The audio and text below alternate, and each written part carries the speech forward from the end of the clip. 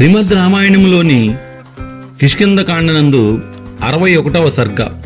సంపాతి తన రెక్కలు కాలిపోవుటను నిశాకరుడు అనే మహర్షికి వివరించుట. ఆయన మాటల్లో ఇలా చెప్తూ ఉన్నాడు సంపాతి.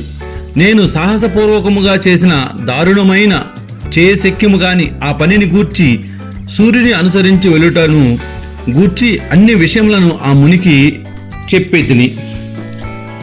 ఓ మహాముని, దెబ్బల చేతను సిగ్గు చేతను నా ఇంద్రియములు వ్యాకులమైపోయాయి. చాలా అలసి ఉన్నాను. మాట్లాడటం కూడా శక్తి లేదు. నేను జటాయువు గర్వము చేత ఒళ్ళు తెలియక మా బలమును తెలుసుకోవాలని కోరుతూ పోటీ పడుతూ సుదూరమైన ఆకాశం మీదకి ఎగిరాము. అస్త్రాది వరకు సూర్యుని అనుసరించి వెళ్ళాము అని మేమిద్దరము కైలాస శిఖరము చేత మునుల సమక్షమున పందెం వేసుకుని ఆకాశం మీదకి ఎగిరాము. మేమిద్దరం ఒకే సమయమున ఆకాశమునకి ఎగిరి నేలపై చూడగా నగరములన్నీ వేరువేరుగా రథచక్ర ప్రమాణముల్లో కనిపించాయి.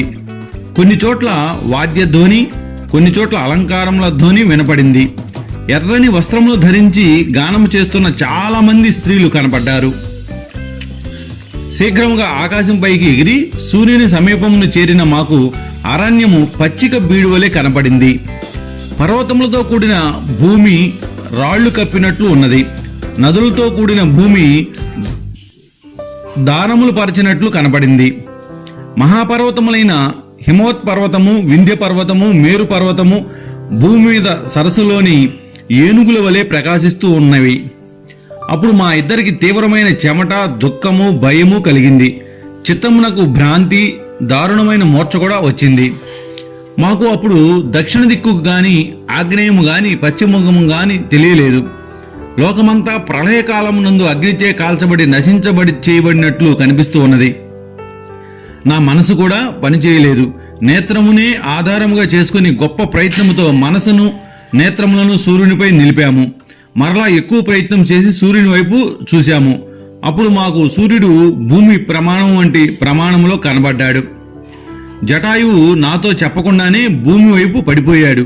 అప్పుడు నేను అతన్ని చూసి వెంటనే ఆకాశం నుండి నా శరీరమును కిందకి దింపాను. నేను రెక్కలతో రక్షించుట చేత జటాయువు కాలిపోలేదు. నేను మాత్రము ఆకాశ మార్గమునందు దిగుచున్నప్పుడు సావధాన చిత్రులను కాకపోవుట చేత నా రెక్కలు కాలిపోయాయి. జటాయువు జనస్థానంలో పడి ఉండేనని ఊహిస్తున్నాను. నేను మాత్రము రెక్కలు కాలిపోయి స్పృహ తప్పి వింధ్య పర్వతం మీద పడిపోయాను. రాజ్యము, సోదరుడు, రెక్కలు, పరాక్రమము ఇవన్నీ పోయిన నేను అన్ని విధముల మరణించవలనని కోరుకుంటున్నాను. అందువలన పర్వత శిఖరము నుండి పడిపోతాను. వాల్మీకి మహర్షి విరచితమై ఆది కావ్యమైన శ్రీమద్ రామాయణంలోని కిష్కింధకాండనందు 61వ సర్గ సమాప్తము.